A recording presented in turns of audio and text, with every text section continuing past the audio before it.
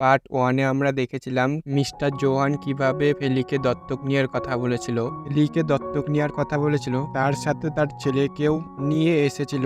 আর আমরা তো দেখেইছিলাম তার 4 ছেলে আর কেউ না, 4 প্রিন্স ছিল, যারা কিনা আজ স্কুলে ফেলিকে বুলি করেছিল।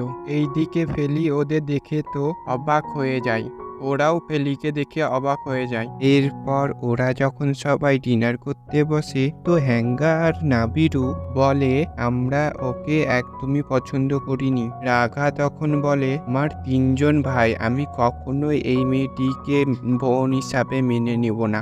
এই বলে রাঘা সেখান থেকে চলে যায়। জোয়ান তখন নিজের ছেলেকে বলে আগে তো তোমরা ওকে ভালো মতো জানো, এরপরে ডিসিশন নিও। হ্যাঙ্গা ও নাবিরু তো অনেক কথা শোনাতে লাগে, কিন্তু সেখানে জর্ডান কোনো কথাই বলে না। মিস অ্যাডা তখন বলে মিস্টার জোয়ান, আপনার তো উচিত আগে আপনার ছেলেদের সাথে কথা বলা। ফেলি তখন সেখান থেকে চলে যায়। তারপর ও যখন বাইরে আসে তখন সে হ্যাঙ্গাকে দেখতে পায়। রাঘার হাতে ওর নেকলেসটা দেখে ভীষণ অবাক হয় আর বলে তুমি এটা কোথায় পেলে? নেকলেসটা আমাকে ফিরিয়ে দাও। রাঘা তখন নেকলেসটা ওকে কোনোভাবেই দেয় না। এতই যদি তোমার নেকলেসটা দরকার, তাহলে আমার বাবার এই অফারটি না করে দাও।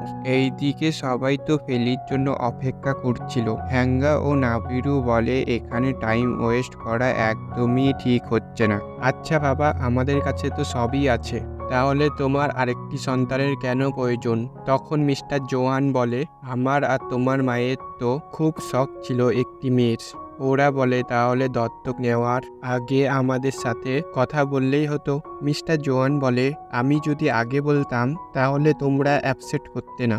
ফেলি তো পেছন থেকে এসে ওদের কথা শুনছিল। হ্যাঙ্গা তখন বলে আমরা এমন কাউকে কেন বোন হিসাবে মানব যার পরিবারের সম্পর্কে আমরা কিছুই জানি না? এটা শুনে ফেলির অনেক খারাপ লাগে। ফেলি মিস্টার জোহানকে বলে আপনার এই অফারটি আমি মানতে পারবো না।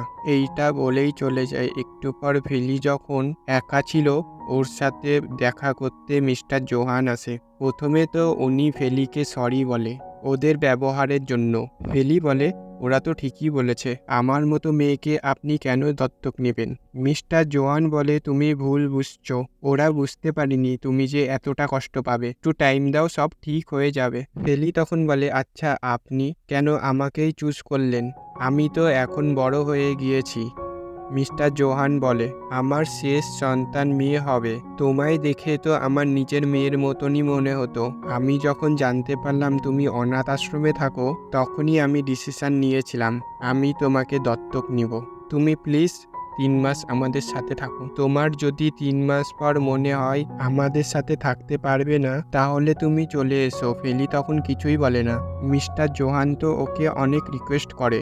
এরপর মিস্টার জোহান তার সব ছেলেরা বাড়িতে ফিরে আসে। ওনার সব ছেলেরাই রেগেছিল, একমাত্র জর্ডান ছাড়া। পরদিন তো ফেলি সব জিনিসপত্র গুছিয়ে নেয়। ও তো মিস্টার জোহানের অফারটি রাজি হয়েছে। এইখানে সব বাচ্চাদের মন খারাপ ছিল, কারণ ফেলি বড় বোনের মতো ওদের আদর যত্ন করত। মিস অ্যাডারও একটু মন খারাপ হয়, কিন্তু ওর জন্য খুশি হয়। ফাইনালি ফেলি একটা ফ্যামিলি পাবে। ফেলি মিস অ্যাডাকে অনেক অনেক ধন্যবাদ জানায় এত বছর ধরে ওর খেয়াল রাখার জন্য। তখন একটু পর মিস্টার জোহান চলে আসে। মিস অ্যাডা বলে আপনি ফেলির খেয়াল রাখবেন। জোহান বলে আমি প্রমিস করছি আমি ওর ঠিকভাবেই খেয়াল রাখবো।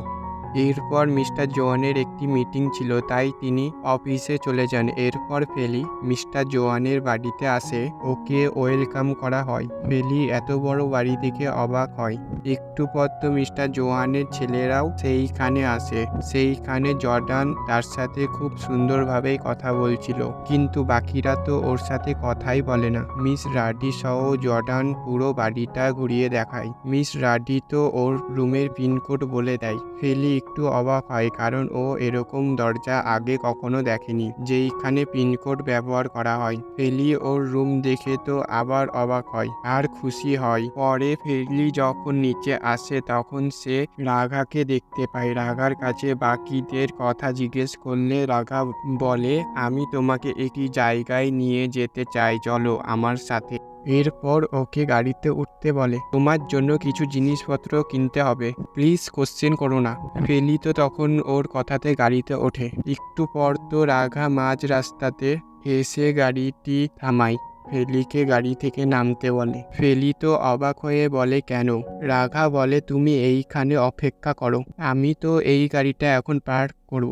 এরপর আমরা দুজন মিলে শপিং করতে যাব, এইখানেই দাঁড়াবে, আমি একটু পর তোমাকে নিতে আসব। এরপর ফেলি গাড়ি থেকে নেমে রাঘার জন্য অপেক্ষা করতে থাকে। একটু পরে আমরা দেখি রাঘা তো বাড়িতে চলে এসেছে। দেখা যায় যে সে খুবই খুশি, ফাইনালি আমি বাড়ি থেকে ওকে তাড়াতে পারলাম। একটু পর ও লক্ষ্য করে বাইরের ওয়েদার খারাপ হচ্ছে। এইদিকে ফেলি তো রাঘার জন্য অপেক্ষা করছিল, অনেকক্ষণ হয়ে গেছে কিন্তু এখনো আসছে না। তাতে তো তার একটু মন খারাপ হয়।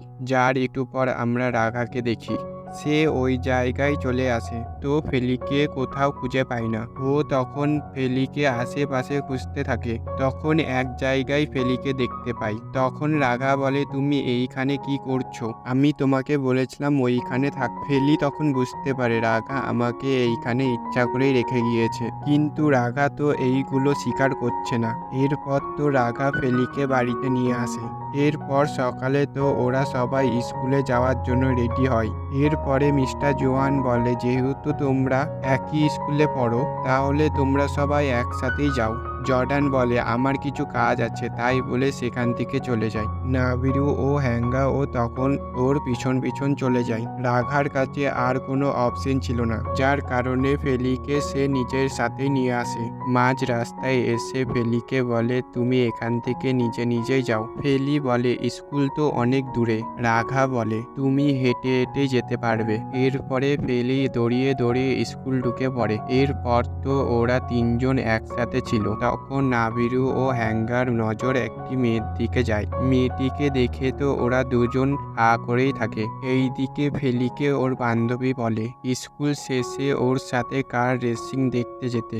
সবাই দেখতে যাবে, প্লিজ তুমিও চলো। ফেলি রাজি হয়ে যায়। একটু পর তো ওরা আসে কার রেসিং দেখার জন্য। এইখানে তো রাঘাও কার রেসিং করছিল। রাঘা যখন গাড়ি থেকে বের হয় তখন রাঘা দেখতে পায় এইখানে তো ফেলিও আছে। তখন রাঘা বলে আমি এইখান থেকে একজনকে চুজ করব, যে কিনা আমার সাথে গাড়িতে চড়বে। সব মেয়েরা এটা শুনে এক্সাইটেড হয়ে যায়, কিন্তু রাঘা তো ফেলিকে চুজ করে। ফেলি তো ওর সাথে যেতে রাজি হচ্ছিল না, কিন্তু রাঘা তখন জোর করে তার গাড়িতে এনে বসায়। রাঘা তো অনেক জোরেই কার রেস করে, এতে ফেলি তো অনেক বেশি ভয় পেয়ে যায়। আসলে রাঘা তো ওকে বিরক্ত করার জন্যই এইসব করতে থাকে। এরপর রাঘা ওকে জিজ্ঞেস করে আমার ড্রাইভিং কিরকম লাগলো। ফেলি বলে একদমই ভালো না। সবার সামনে তখন ফেলি রাঘার মজা নেয়, এতে রাঘা ভীষণ রেগে যায়। বাড়িতে আসার পরেও এই ব্যাপারটি নিয়ে ভীষণ রেগেছিল। তারপরে নাবিরু ও হ্যাঙ্গা বলে তুমি কি ওর কাছ থেকে বদলা নিতে চাও? এরপরে ফেলি যখন ফোন দেখছিল ও দেখতে পায় ফোনে চার্জ শেষ হয়ে গিয়েছে। যখন ও বিছানা থেকে ওঠে তখন কারেন্ট চলে যায়, আর ও তো অনেক ভয় পেয়ে যায়। ও হেল্পের জন্য ডাকতে থাকে। আসলে হ্যাঙ্গা কারেন্টটি ইচ্ছে করেই বন্ধ করে দেয়। ওরা তিনজন ফেলির ঘরের বাইরে থেকে খুব মজা নিচ্ছিল। ওর চিৎকার শুনে তো ওরা আরো বেশি খুশি হয়। তখন ওরা ভিতর থেকে কিছু পড়ার শব্দ শুনতে পায়, এতে ওরা একটু ভয় পেয়ে যায়।